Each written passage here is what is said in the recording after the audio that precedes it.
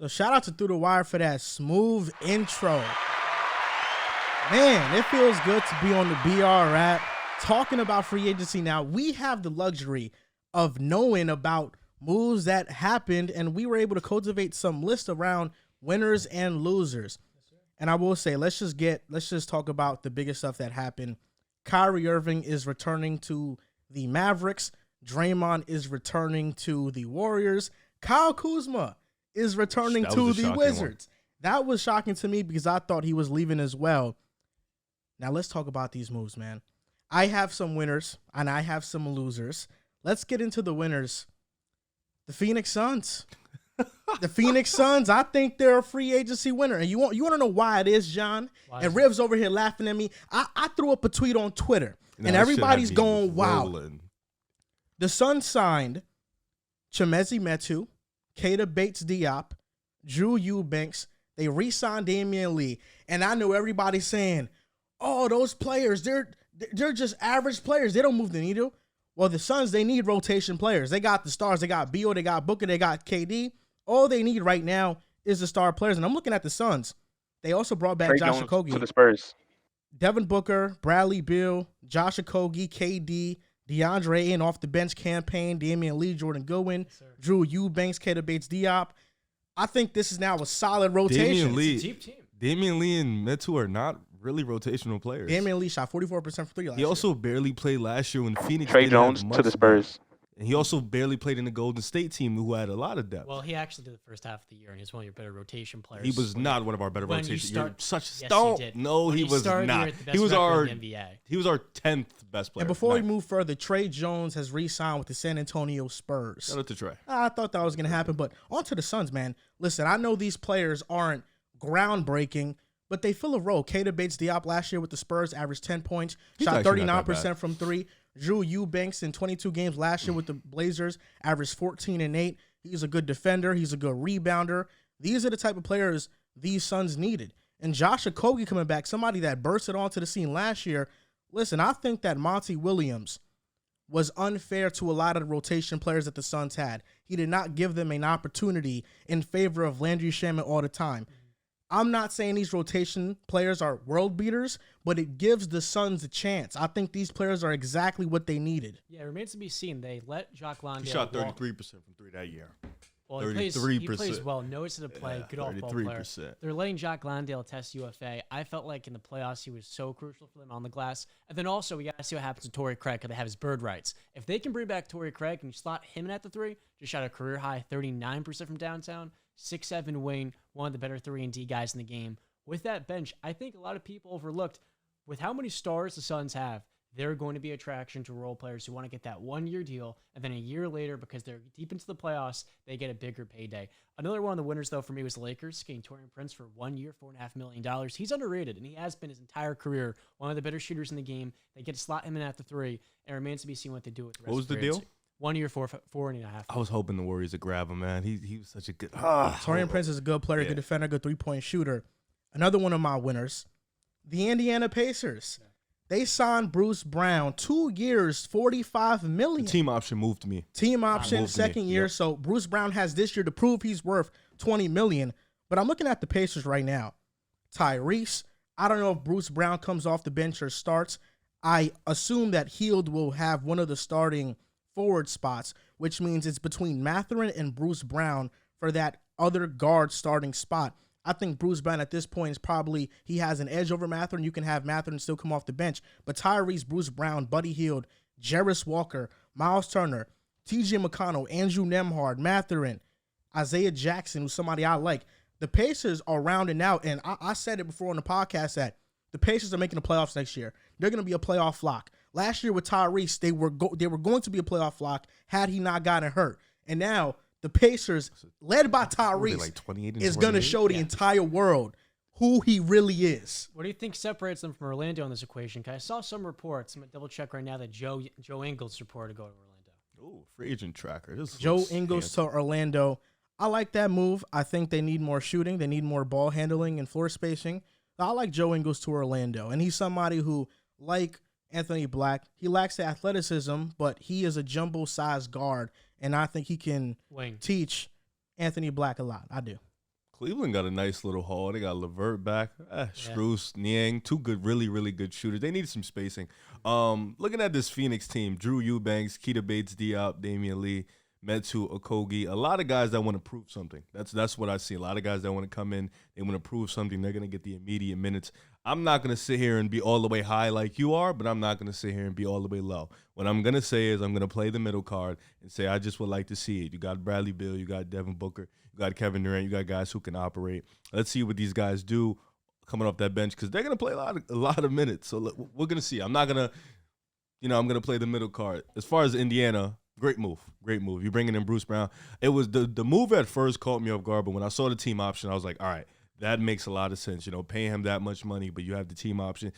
So in case it doesn't work, you can let him walk next year. I thought that was really, really dope. You could bring in. They're pretty much preparing themselves for a run. They're preparing themselves for a playoff run. And with the East being as shaken up as it is, we don't know what the Bucks are gonna look like. We don't know what the Celtics are gonna look like. They have an opportunity to make the playoffs and kind of have this Knicks run like where they get to the second round and maybe a Heat like run. They're just feeling excited to get to the process. Locked. Like I said, I don't know if Bruce Brown is the one that moves. Bruce Brown's good, man. He's a 10-5-5. 10-5-5. He's giving you that stamp every night. Wasn't the Pacers like 500 when Tyrese was healthy? Yeah. The same as the Hawks? And the Magic when Markelle was healthy. They were nearly 500. That injury lingered on. That's why. No, I'm saying it's tricky. That's why I don't want to say – I don't want to say lock. They'll be in the hunt for sure. I'm not going to say lock. But, that's tough. I don't know.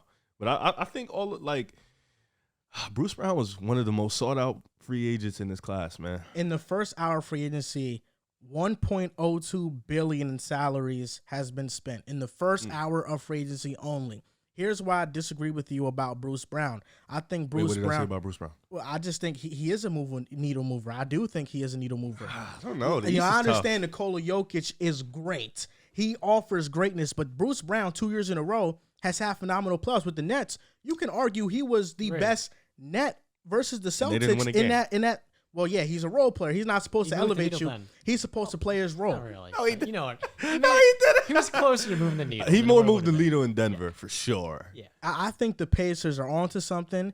I love Jarris Walker. He's a perfect glue guy, and I think he's going to mean a lot to the Pacers. Another winner I had, you mentioned it briefly, was the Cavs. We know that in the playoffs, the biggest issue for them was floor spacing, and you addressed that with George Niang and also signing Max Strus. I still think they lack a wing. I also think they lack a wing. They got floor spacing.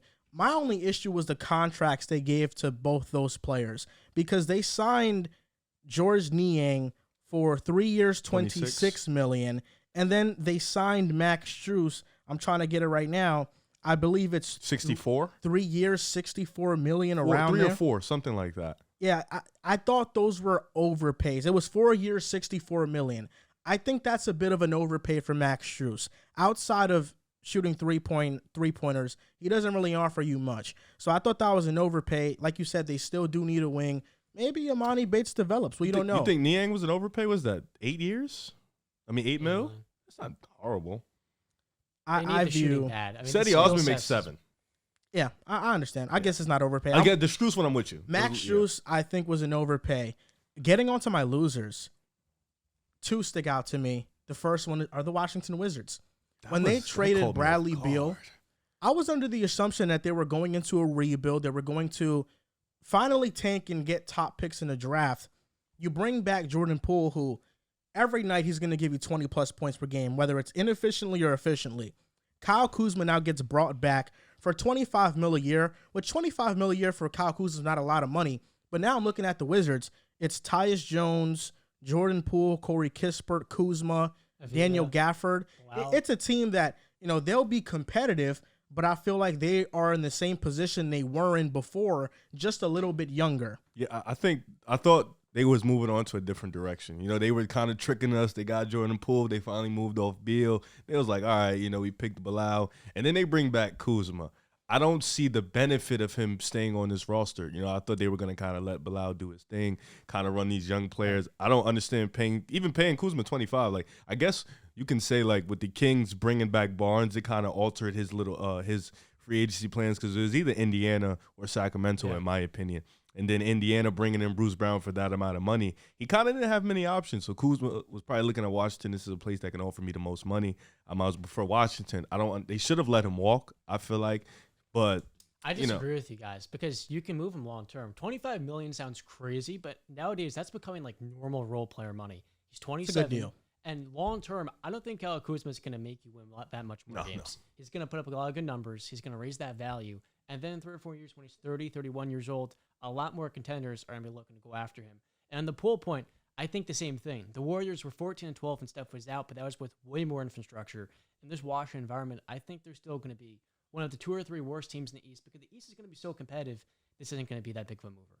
I don't think so either. That's why, I agree with your point about Kyle Kuzma because you can move him. His contract it's a good contract. $25 million a year for Kuzma is solid. Harrison Barnes just got $18 million a year. Yeah. $7 million a year more for Kyle Kuzma, I believe, is worth it. You're right. Now, probably the Wizards are looking at this like, let's just collect talent so we can flip them, and then we can get back assets in return. I don't think they have the first-round pick next year. They don't own it, which is probably why they're not going into full tank mode because they don't own that pick. But there's a protection on it. What's the protection for it? Top 12? I'm going to double-check. Perfect, then. Yeah, they could, as long as they're one of the worst teams, they'll get it for sure. Well, they're one of the 8 worst teams in the league, they'll be fine. Another loser I had was the Toronto Raptors. They re-signed Jakob Poeltl for a 4-year, $80 million deal. Good value for Jakob. I think he's a good player. But really, my gripe with the Raptors is that they're choosing to run it back. They're a middling team. They are never going to go anywhere with this current core. You think run it back or retool? Retool, run it back. It's the same thing to me. They're losing Fred VanVleet. I think they'll lose Fred VanVleet. Nothing has been reported just yet. I don't know. They might be able to get him because nothing's been reported yet. And you're right. I would have thought it would have been at this point. But I'm looking at the Raptors, and I just don't see this team as a team that can be very competitive. I don't. I think they're a first-round exit. Grady Dick, I like him as a player. That was a good pick. But that was more of a pick to add to the shooting they struggled with last year, which kind of hinted at them retooling and not rebuilding. But I'm just not a big fan of the Raptors' direction right now. Yeah, I think they're kind of stuck in this middle place. Bringing back Poeltl. Pascal has mentioned he wants to play with no other team but Toronto. Fred's market is probably a little bit low right now. You brought back Gary Trent Jr. You picked Grady Dick, who's a guy who can either help you win or be a part of your rebuild. And now they're kind of stuck in this place where, like, Messiah is so hindered to these guys, and he's so hindered to keeping his team competitive. He doesn't want to go into a full rebuild. You got some pieces, man. I don't understand where they're going with this, but nowhere. Poeltl's a good player. Let's give him that. He's a good player, good rim protector. He provides a lot for this team. And when he did get there last year at the deadline, they did turn the corner. They were a good team after the deadline. You just have to worry about the spacing. It's disgusting. Scotty, Pascal, and Poeltl. Oh, my God. Don't forget Barnes. I said Scotty. Oh, yeah, sure did. 3. He and Pascal are so redundant. We'll see what happens to the shooting guard spot with Gary Trent, but he wasn't shooting well this last season. It's nice to add in Grady Dick, whether he's a 6-man or that 2 guard. No matter what it is, though, that's not enough shooting for the front court guys. Let's talk about my Bulls, though. You guys made some key signings. You kept Kobe White. Yeah. And Javon Carter's on the squad, and you re-signed Vucevic. I thought Kobe outplayed Ayo, which is why he got the contract first last year. I thought he was really good just as a decision maker on defense. He played really well. You thought we were going to lose him. Don't think I forgot that, John. But Javon Carter is also a good player. He brings that veteranship point guard. He's a good defender. You get one of those pull-up transition threes a game, but other than that, he's pretty much perfect. I guess the idea is they're probably going to, like I said before, put in that situation with Lonzo's knee and that medical report. They're probably going to try to get that money back. And I don't know about the Ayo situation. I don't know if they're bringing him back. They extended the qualifying offer to him. But with Javon Carter coming back, you're looking at maybe they might trade him. I don't know. But Kobe White definitely played his way to a solid contract, 3 years, $40 million. That's nothing too bad. And then Javon Carter can bring some veteranship. Probably what we were missing at Pat Bev, because we are probably going to lose him. Javon Carter comes in and fits in immediately. And Javon Carter is somebody that he's been underrated for a while. He finally got his opportunity, and I like that he's been rewarded because he's a damn good role player in this league. And the Bulls, cool. The Bulls, sure Lonzo Ball will be out for the season. Patrick Beverley unlikely to not come back. So now Javon Carter, you're talking about a Bulls guard bench of Javon Carter, Caruso. That's great defensively. Yeah. That's amazing. And then we brought back Vooch, which Vooch, not great. You know what it was? The first year was so bad that year 2 made it look worse. But year 2 wasn't as bad. He definitely bounced back from year 1. Year 1 was just so bad. Defensively, he's not great. But as a rebounder, as a floor spacer, he's pretty solid. He still has that post game down on the block that he can give you. And he was pretty good last year. So I'm not going to, I don't hate the contract too much. It's just nobody was really bidding for him too much. But 20 a year seems about fine for Vooch's value, Vooch as a player. So I don't hate that deal too much. It's just the problem with the Bulls is kind of the problem with the Raptors. What direction are you going to go in? Are you going to keep trying to build this core with these 3? DeMar's contract is coming up soon. Or are you going to trade Zach? Make up your mind. But if you're going to make up your mind, do it fast because us fans are pretty much starving. We don't know what you're doing. That's why I feel bad for you guys. I know you shifted your fandom to more teams for the last couple of years, but it feels like they're trying to revive what they had and restoring what Lonzo brought to the table. Because when he was on the floor, they're 22-13. They were number 1 seed at one point. It wasn't going to last. This team only made sense when Lonzo was on the floor. And I don't know about that. It wasn't going to last. He was shooting we would definitely have been top 4, top 5. He was shooting at an incredible clip. Elite perimeter defender. No, we wouldn't have played the Bucks. Who would you have played? Maybe the Raptors. They would have been a top 4 or 5 seed. Yeah, we probably played the Raptors. We could have beat the Raptors. Or the 76ers. I'll give y'all that respect. Y'all could have beat the Raptors. They could have beaten Philly if Lonzo was healthy. We have nothing for Embiid, unfortunately. Vooch. No, it gets really bad. We only beat him once in like the last 4 or 5 years. Yeah, it's not ideal. Embiid would average 30 against. Yeah, it would have been bad, bro. It would have been really bad. I mean, who did Toronto have? And that series went to almost 7 games. Well, they just make him turn the ball over a lot. They put a lot of pressure. Exactly what the Bulls could do with AC, Lonzo, and Pat Wells. They're a lot. Toronto's a lot longer. They get a lot of deflections. The Bulls had size though. We had size at the guard position, but we didn't have strength in the front court. That was the problem. The last loser I have, and I was struggling whether or not I wanted to put them here because I got some love for them. But it got to be the Sacramento Kings. I got to keep it honest. I got to keep it a buck on here. Are they a loser? I got to pick a side. Wasn't mad at the Barnes pick? It's not just that. It's the fact that when you look at the Kings, they were the 3rd seed last year. And I think they needed to make a major move in free agency. When they traded Rashawn Holmes and they traded away the 24th overall pick, I was thinking, you know what? This is to get a player like Kuzma, Jeremy Grant, somebody that can at least move the needle a little bit. Re-signing Harrison Barnes at his deal is fine. I like the contract. They just re-signed Trey Lyles. Good. Most of the cap space they opened up has been to re-sign their players. They drafted Kobe Jones in the draft. I like him a lot. And Slauson, I like him a lot too. But the Kings have not moved the needle. And right now, I am kind of under the impression that this is all they're doing this offseason. They also brought in Chris Duarte. And with that impression, I don't know with how many moves that have been made in the West and how many teams have gotten better that the Kings can stay a top 3 seed in the West with their current offseason. And for that, that's why I have them as a team that has been losing so far. I think a loser is the Blazers. I mean, they just re-signed Jeremy Grant to a nutty number, bro. And respect to Jeremy Grant. I think Jeremy Grant is a good player, but we're looking at dudes who make that type of money. Gabe Vincent, Lakers. We saw Draymond get 25 a year. We saw Kuzma get 25 a year. I feel like Draymond took a little bit of a pay cut. He's definitely more valuable than both of those guys. But the contract Jeremy Grant got, for me, seems like Dame is staying. Nuts. You got to think there's incentives in there because he is not worth a 5-year, $35 million contract. And we've got some more Even news. if incentives, he'll make 30 at least. Yeah, John, earlier you had the Lakers as one of your winners with one signing. Oh, you've got to be kidding me. On top of Taurean Prince, Gabe Vincent for $11 million a year. That is ridiculous. That's a Dennis Schroeder replacement right there. Absolutely. Better shooter. He fits in defensively. I do worry if he's not going to make the shots, but Miami has lost both of their primetime players this postseason. And we kind of have a feeling they outplayed that in the playoffs. I thought they would have got brought back one. You do have to wonder, when the reuse extension hits, will they have enough to re-sign? Not Rui, because they have his qualifying offer. Who am I forgetting? There's one more player. I guess D'Lo would be the one. D'Lo is the X factor here, and I think potentially signing Gabe Vincent is that D'Angelo Russell replacement because D'Lo hasn't proven himself in the playoffs, whereas Vincent is way better defensively.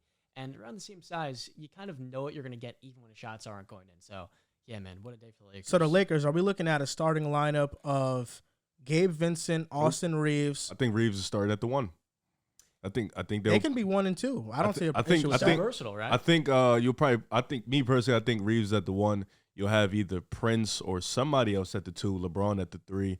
Vando starts. Vando at the 4 and then AD at the 5. Or you could put Rui at the 4. I think Prince comes off the bench and Vincent starts. I don't know. I think Vince is going to come off the bench. I think it's Vincent, Reeves, LeBron, Vando, AD, and off the bench you have Prince. There's no guard. Rui if he comes back. You're right. Rui's here to stay. He's got one more year in his deal. Or sorry, I'm thinking of Vando. My apologies. Vando has a cheap deal. He's $4 million non-guaranteed. Now I think they're using the non-taxpayer mid-level exception. Jalen Hood-Schifino. There we go. And Maxwell Lewis and Max Christie. No comment. They're counting on a lot of young players. But this Gabe Vincent signing is really good. I like it a lot. The Lakers so far have been making some good offseason moves. I like it a lot. The guy I was thinking of is Lonnie Walker, who they used the taxpayer on last offseason. Now they're probably not. He outplayed that contract they gave him, so that's tough. But they'll be fine without him. That's a nice pickup, man. I really like that. Two good pickups, Lakers. Prince and Gabe Vincent. That's very good. The Blazers, you're right. They're losers. We knew that they were going to re-sign Jeremy Grant. $32 million annually. But he didn't get his other guy, though. He didn't get Dre. Yeah, Dre signed. Dre's so funny because he literally signed within 1 minute of the free agency thing for $100 million flat. So I'm looking at some other moves. The Mavericks did re-sign Kyrie. We'll circle back on that in a bit. The Bucks re-signed Chris Middleton. And Fred VanVleet right now is leaning towards returning to Toronto. Why?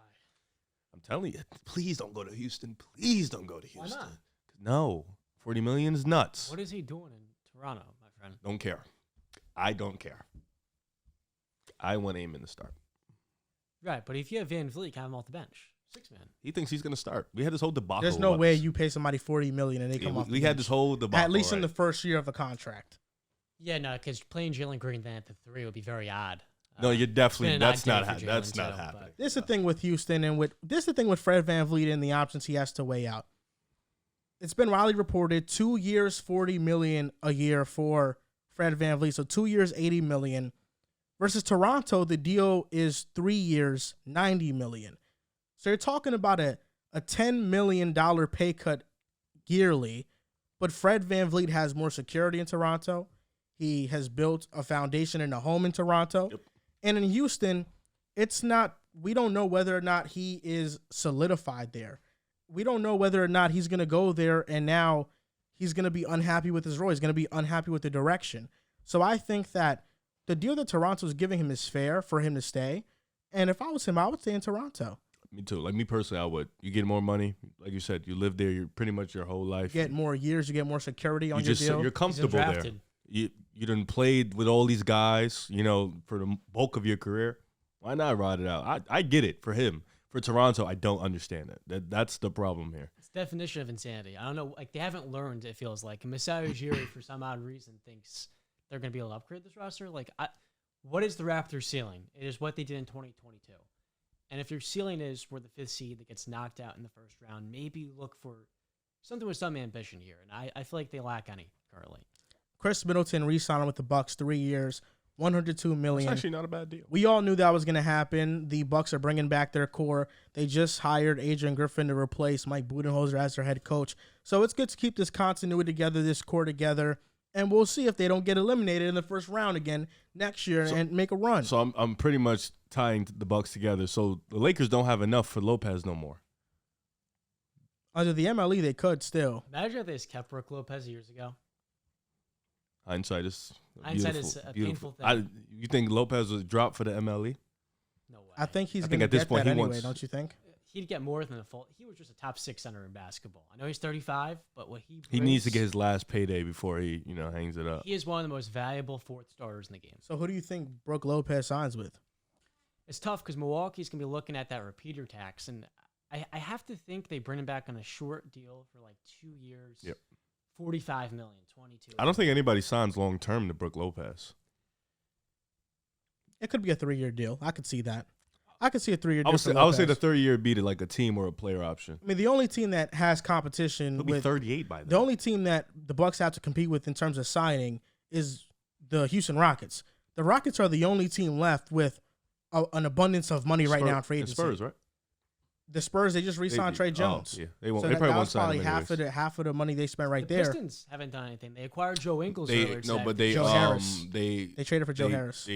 What's the word I want to use? They accepted the team option on Burks. That was $10 million added on to the thing, And then they just traded for Joe Harris, which was 19 17, 19 mil a year. Yeah, Harris is paid a lot. That's 29 mil. Hey, but he's on a 1-year deal. Though. Now they got spacing. He's on a 1-year deal. So sort of. What do you mean? So does that mean Asar comes off the bench? They have one. Asar comes off the bench. They have one shooter in the starting lineup, from my concern. Asar. Cade, like Ivy, you think Harris. they start Joe? Nah, I doubt they start. Why wouldn't Joe they start Joe Harris? You cannot start Joe I Harris. don't think so, man. You can't start Joe Harris. Jaden Ivey, Cade, Joe Harris, Bogdanovich, Duran. Nah, you need somebody to defend at that 3-4. They do badly. Yeah. But you got to see how it works. You just want to put it all together with the Sora in the lineup in the 5. But they're a weird team because it feels like they have too many big men. all of their core best players are not floor spacers. Cade, not yet. Ivy, solid. They has to develop that. And then Duran, not floor spacer. And so if those are your core 3 young guys, like the guys around them have to be such good shooters, but they also can't be guys that are going to take stuff away in defense. I think Duran's fine because he plays next to he plays next to Bogdanovich. Right, so Duran's the one that's fine. Like the only player that can't defend in the lineup is Harris. And if you only have one player that can't defend, James Wiseman and Marvin Bagley. Well, one of them have to go. Starting lineup. If they can trade one of them, they can build up more cap space. One of them have to go. They still have beef stew there too. I like the Marcus Sasser pick as that backup guard to take Killian Hayes' job because that's been painful. Killian's probably gonna stay. Well, yeah, I'm saying I just don't want to watch him play. No comment. The Nets re-signed Cameron Johnson 4 years, $108 million. Quick. I thought it was a good deal, and I like that Cam Johnson is staying with Mikal Bridges. Is that an overpay? No. Cam Johnson is one of the better wings in the NBA. I think he's one of the better rotation players in the NBA. He's coming off a torn meniscus. Averaged 16 points per game. One of the league's more developed young wings, but he's so complimentary. If Jeremy Grant just got $32 million, Jeremy Grant's an extreme overpay. And Cam Johnson deserves that. No, I don't think that's how you should look at the market though, because Jeremy Grant got overpaid. I think that's how you look at the market. No, it's not, because that's kind of the exception by a team that Cam Johnson got paid $27 million a year. I think that Cam getting $27 million, and he's probably 9 times out of 10 the 4th, 5th, maybe 6th best player in the team. He might be the 2nd best player in this team. Well, by default, because they don't have a lot of good players. Well, they have a lot of average players, but that type of salary for a guy that him or Claxton. Claxton's better. And obviously Bridges is better. We don't have to think about that. Claxton is better. We know Claxton is better. Respect to Cameron Johnson, but Claxton is better. Cam's gotten better every year of his career, and he was down to come out the draft. And I think that type of money for a guy that's like a top 15, top 10 shooter in the league, it is reasonable. You have a soft spot for these undrafted guys, man. He's not undrafted. You have for underdogs. That's what I meant to say. 27 mil. $27 million. Kuzma got 20. 25. 25. Who's more valuable? Oh, I think Cam's a better, more complimentary. Okay. He is. No, I'm with you. Kuzma's not the shooter. Kuzma shouldn't have got 25 though. It's reasonable. For Kuzma's Washington, also like an equal defender, so it's comparable. It's the market value for a young 27-year-old. Yeah, Cam Johnson just got $6 million more. How old is 27. He's 27. Yeah. Oh, okay. Are you saying he's a young core type of guy? Please don't tell me he's on the cusp. What the hell are you doing? Kyle Kuzma just got $6 million less. Both of them should have got like 21, 22. I think that's right for what they offer. I think it's a good contract. This is the thing. The cap's going to shoot up in the next couple of years with a 10% increase every single year. That is very true. So by the end of their contracts, this is going to be league average. Now, listen, I wanted to save this for last because I'm thinking it might spark some debate. The Dallas Mavericks re-signed Kyrie Irving. Good deal, $40 million a year. It's a team-friendly deal, I think. They didn't max him out. I'm looking at the Mavericks roster. Kyrie, Luka, Tim Hardaway Jr., Bullock, Derek Lively. I think that Grant Williams will sign it. That's a prediction that has not happened yet, but I think he's a player they need, and they have the mid-level exception to sign a serviceable role player. Jaden Hardy, Josh Green both developing. Maxi Kleber. Dwight Powell likely comes back. Max. Rashawn Holmes. I think the Mavericks. Why the hell did you say his name? I think I'm just naming the roster. I was like, I think the Mavericks are going to be a top team in the Western Conference next year. What do you mean top? Define it. They're going to be a top 4 seed in the West, and I'm leaning towards top 3. You know what I'm going to say? A top 3 team in the Western Conference, the Dallas Mavericks. I think next year Luka Doncic wins his first MVP. I think the Mavericks shock everybody in the regular season and make some real legitimate noise. I think this team's for real. And I love the moves they've been making. And I know they have one more move up their sleeve that's going to make me buy all the way in. John, I trust the Mavericks. You think this is one of his hot takes of the year? He's just kind of throwing a wild card and saying. This is one of Joel's hot takes that's going to age very well. Okay. Thank you, John. I appreciate that. John knows what he's talking about. I have no comment. No comment at all? Oh, like you want me to? I don't know if there'll be a top 3, 4. I think there'll be a top team in the West. You know, I really want to disagree with you here, but I think you're spot on. The Mavericks have been such a huge free agency winner. They're finally winning on the margins, and last year that's what they struggled with mightily. I thought Omax Prosper could be a really valuable player for them, but it's really just a matter of how ready is Derek Lively, right? Because if he's going to be your starting center, not too many rookies are ready to contribute on a contender on that end of the floor at the center position. All things considered, the contract was good because he didn't give him a 4 or 5 year. I do wonder, though, how much guaranteed money is in here? We saw Chris Paul and some other guys last couple of years. It's the guaranteed money in the last year of the deal that really does make a difference. That's not going to be reported initially. We're relying heavily on a young front court. No, you're relying heavily on Luka Doncic having like a fine. Well, they did that last year and didn't make playoffs. Well, last year they did that the other year. They made team. the conference final. They had the same team. No, they did not. Who's coming? Maxi Kleber missed most of the season with a torn hamstring. They traded Dorian Finney-Smith and Spencer Dinwiddie. That's true. And Christian Wood did not fit the team, unfortunately. He stopped playing later in the year. Jalen Brunson also kind of. Reggie Bullock was on the team last year. He played. And Tim Hardaway Jr. was on the team last year. He played. Go ahead, say what he shot because he could shoot it again. He could shoot it again. 31%. Derek Lively's a rookie. He'll probably start at the 5. Bullock every single year. I don't know if there's been a year Reggie Bullock's career where he hasn't shot terrible in the first half and then like 44% in the second half. But when he started shooting well, that was when they're already out the playoff race. So I don't know. Top 3 is that's a hefty number. I think they'll be competitive. I'm not gonna go all the way. Oh, that'd be more than competitive. Yeah, I'm not gonna top 5 player in the world, so I'd hope to be competitive. Yeah.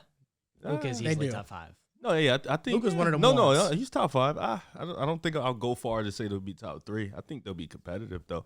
You just rattled off a team that pretty much is bringing in the same players. Now, Riff, before you go, sorry for cutting you off, but Yuta Watanabe to the Phoenix Suns.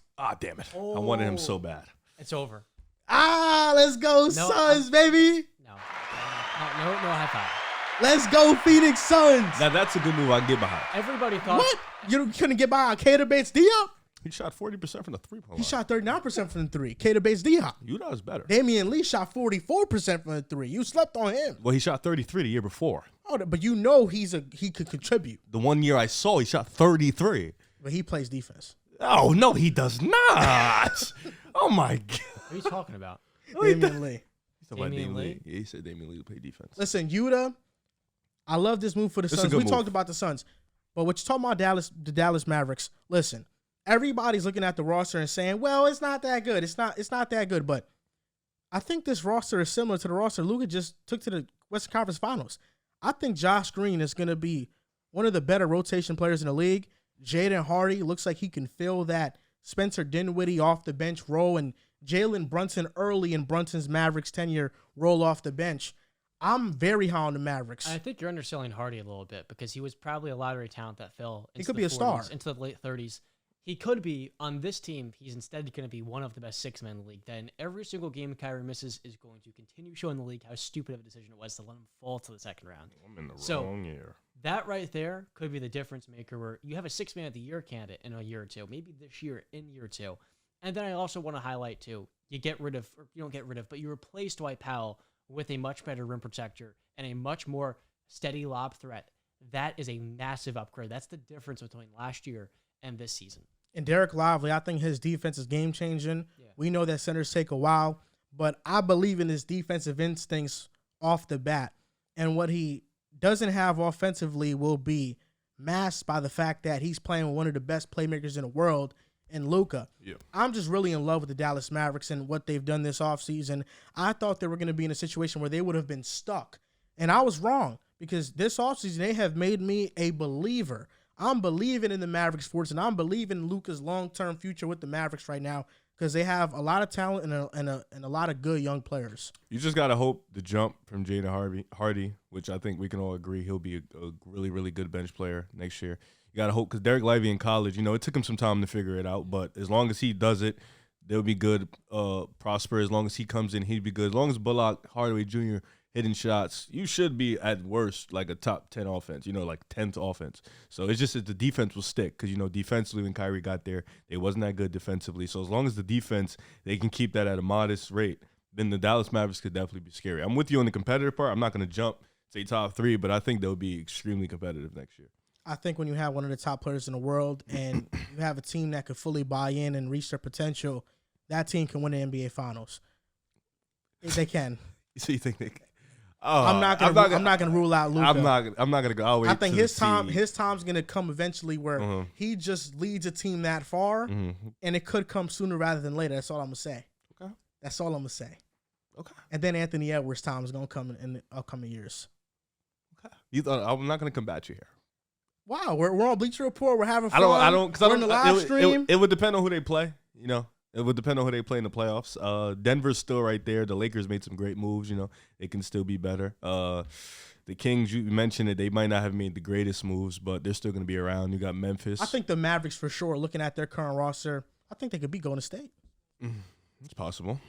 I'm not gonna throw it all. I'm looking at Jaden Hardy. If he matches up against Chris Paul off the bench, that's food. Oh, that's easy. That's light work. I see what you're trying to do. You're trying to get me on my comfort zone. That's light work. What's your guys' favorite free agency move thus far? Man, I might just go with Yuta Watanabe to the Suns. I mean, you know what's going to happen? I'm going to go. I'll go Max Strus just for fun.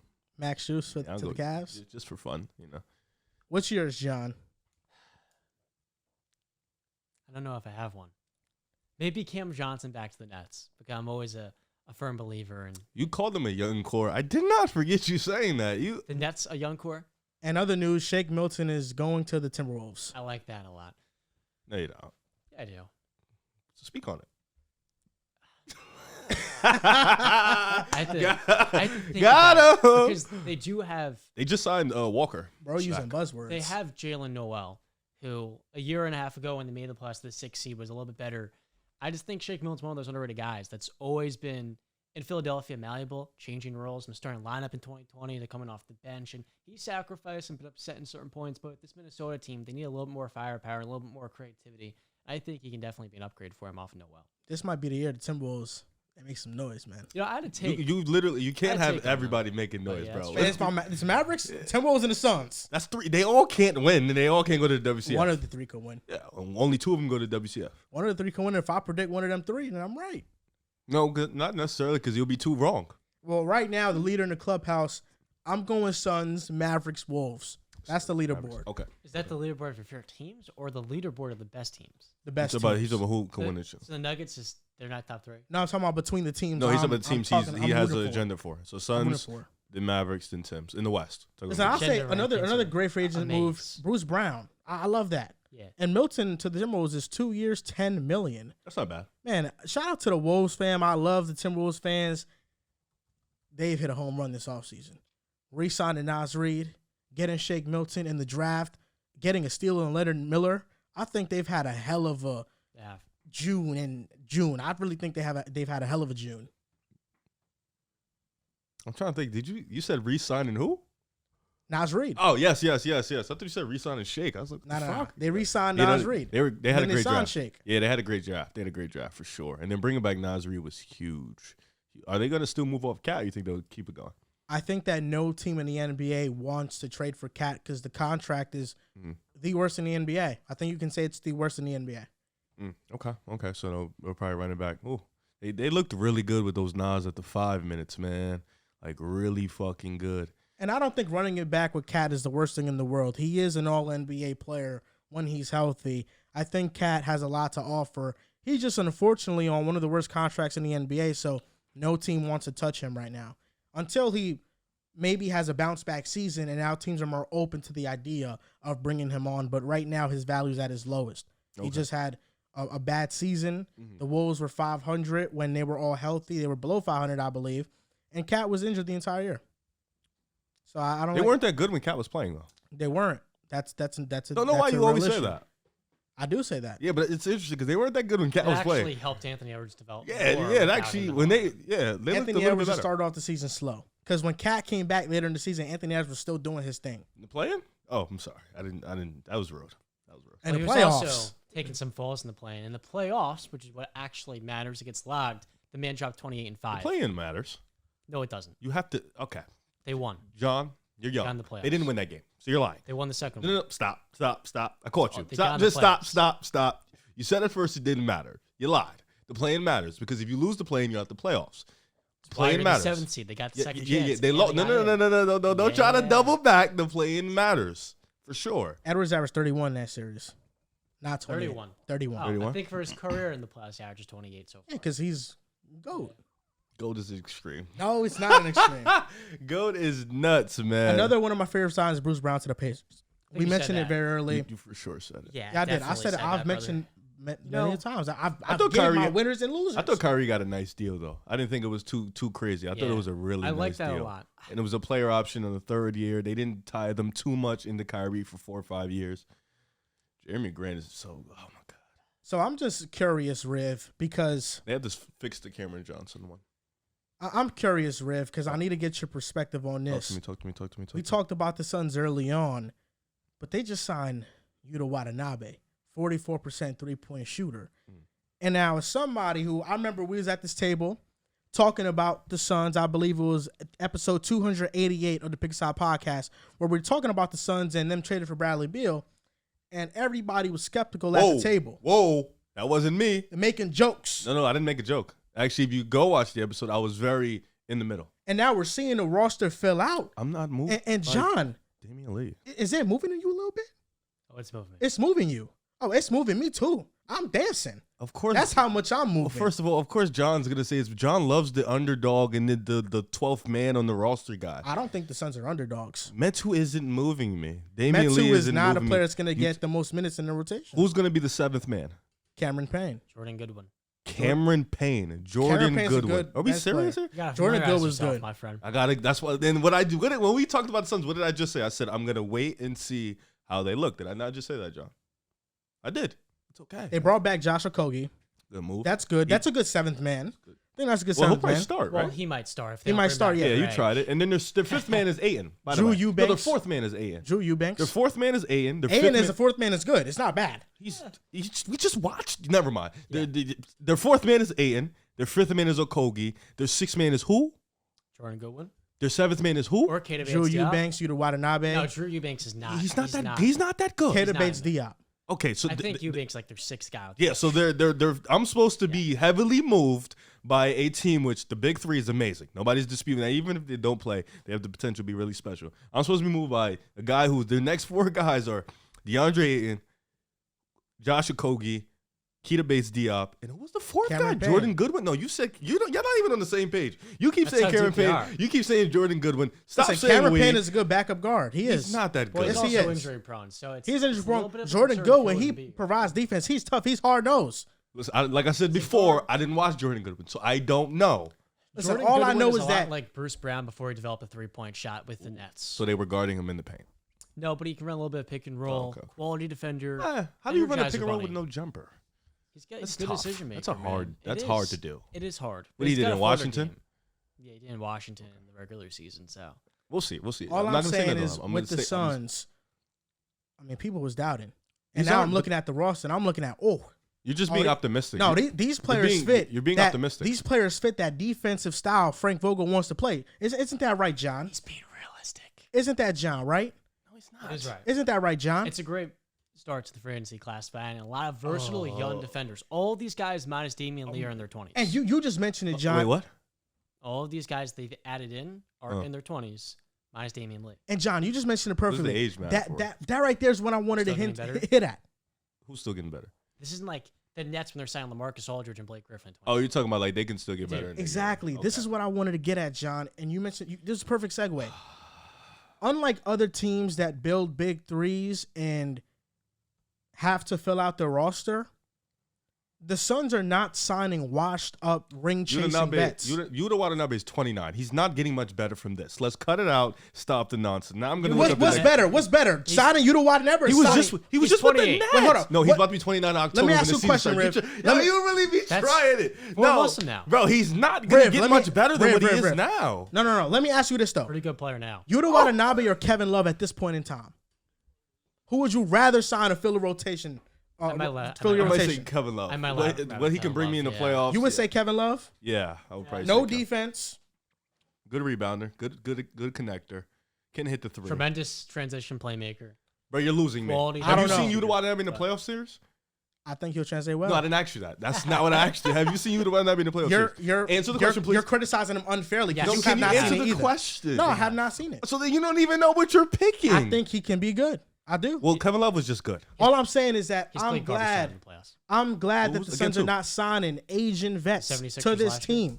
The Suns are signing players that are hungry, that are willing, that want this opportunity, that want to prove themselves. Damian Lee ain't hungry. What is he hungry about? He looked like it when he was shooting threes last year. Shot a career high.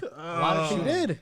You guys are. You know what? Okay, we're not saying they got a bunch of awesome. That's exactly what he sounds like. That's not what I'm saying. I'm saying that this rotation has been filled out with players they need. Defenders and three-point shooting. That's what they needed. That's what they got. Frank Vogel, they wanted to build a new identity that was away from Monty Williams because he was really struggling to form that. Defensively, this is the type of personnel you want to surround these three stars. Right. And it's not a terrible rotation. It's not a bad. It's a fine rotation. You don't know that though. You have a clear idea. But no, because this is where the disconnect is. Joel's overhyping the bench, and he's upset that I'm not overhyping the bench with him.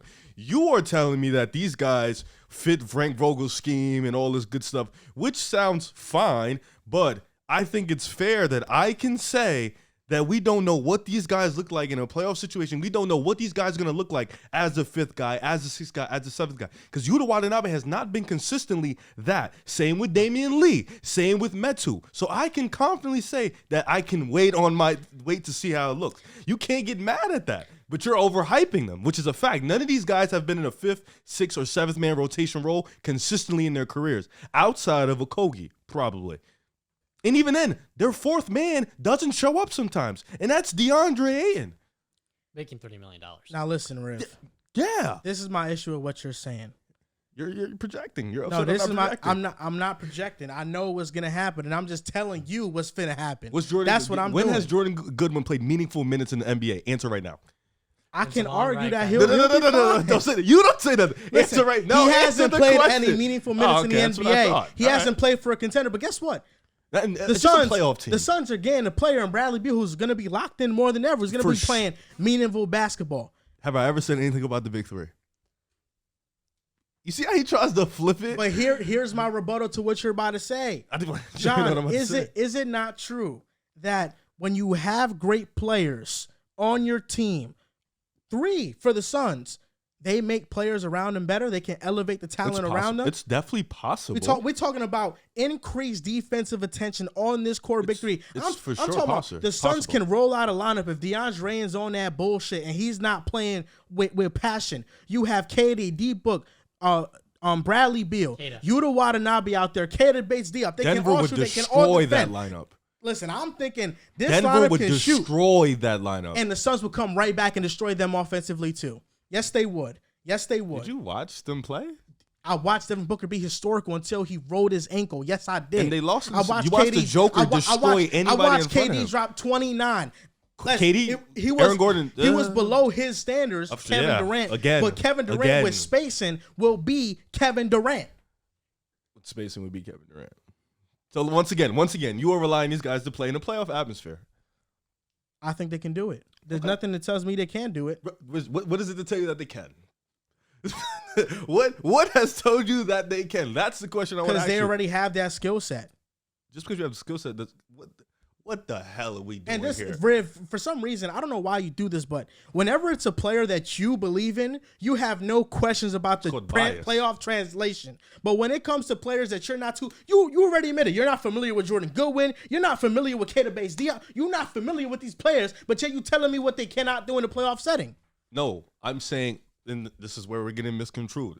First of all, every person has confidence in a player that they're a fan of. Everybody knows that. It's called bias. But have I once said these guys are not going to translate? I said I don't know. Have I once said these guys are going to translate? I said I don't know. You are thinking I'm picking a side. I am not. How about you pick a side and stop being on I don't know? So how about let me ask you this? You don't even have no evidence to back your argument. How about let me ask you this? You have no evidence. Based on these players' skill sets, if they can translate into playoffs, do the Suns not have a legitimate chance to make it out the West? If it all so you're telling me a perfect scenario? Yeah. Tell me a This perfect next scenario. tweet is a conversation starter, not an official move. So you're saying they can? This is in a perfect scenario. If they all translate, of course. It doesn't have to be perfect. Maybe it can. There that, could be some cloudy days. They have three. And I think they have can three. still do it. They have three players. One of those players, the fourth guy, DeAndre Ayton, has historically not shown up in the past 2 years. Then after that, you have Okogie, and then after that, you have Damian Lee, who I've seen in the playoffs. I've seen him. Like, I've watched him play. Yeah. So you can't really tell me nothing about him. Now, on the screen right now, John, now, we have, if the price is right, I think the Knicks would consider it being traded for James Harden. That's what Brian Windhorst said about James Harden to the Knicks. Listen, if the price is right, I consider it too. If we just have to give up R.J. Barrett and Obi Toppin, James Harden to the Knicks? No. Why would you want that? Why would you want that? Because James Harden can lead us to the promised land. Bullshit. He can lead us to the promised land. This is back-to-back years of the guy not performing in the – but here's the thing, Rip. Real quick. Talk to me. All of those Suns role players they've had in are coming off career years, which is why he's more optimistic. And I think it's reasonable they continue to build off of that in a much better environment. Question. Yeah. How many of those teams made the playoffs? Oh, God. The Nets did with Utah Watanabe. The Kings did with Chimizi Mitu. Did he play? Mitu and Utah were both not in the rotation. Okay, thank you. Kada did not with the Spurs, but first overall pick. Yep. Drew Eubanks definitely did not with the Trailblazers. Yeah, sure. Yeah. And Damian Lee and Josh Okogie were wrongfully benched in the poll. More so, Lee was wrongfully benched. But on that point, James Harden, I mean, I'm sorry. If I'm a Knick at GM, if I'm in the front office, I'm doing everything I can to make sure we don't touch a James Harden deal because they have something going on right now with Jalen Brunson. It doesn't make much sense to add a guard. And Harden, who's going to take more of the ball out of Brunson. He's going to take money out your pockets. Yeah. Well, listen. You have a good thing going for you. If the price is right, I would do the move. I over-exaggerated when I said he leads us to the promised land. What's the right price? I think if we just have to trade RJ and Obi, I'm willing to do that. I am. Well, does it have 100%. To be some picks? Maybe one. We have a lot of picks to trade. I don't think we should load up the truck with assets to go get James Harden. Jalen Brunson has proven himself to the point that him and James Harden will share that responsibility. And I'd lean with Jalen Brunson, maybe getting the ball a little bit more. But here's the thing. Jalen Brunson, as great as a scorer he is, will translate perfectly in the playoffs because of his isolation skill set. Jalen Brunson this past season was one of the slowest to pass players in the NBA. He wasn't a quick decision maker. He's more methodical. James Harden, with him on the team, now makes everybody around us better. One of the premier playmakers in the league. And I think if James Harden as a secondary scoring option who can turn it up in some moments, with Jalen Brunson being that guy, I think we can make some noise in the Eastern Conference. This is silly. Listen, no matter how small the price is, you do not go get James Harden. You have a good thing going. What's the good thing going? It's not the right pick. It's not. James Harden does not up your ceiling. I'm sorry. At this point, he does not do it. He does. No, he doesn't. He just averaged 20 and 10. He led the league. And then in the playoffs, he gave you a 40 ball and then a dog shit game, and then a 40 ball and then a dog shit game. He won 2 games, and then he lost 3. Okay, but no. He lost 3? 3 of those games he did not show up for. Maybe there was 2. other players that ain't show up for those games either. Of course. But James Harden was the reason Philadelphia took 2 games against Boston. He was that. He was inconsistent. The reason they lost Game 6 and Game 7, because when Embiid, who was not healthy, needed someone like a Robin to step up, Harden was AFK. The same way he was AFK in Games 2 and 3. But now here's the thing for the Knicks.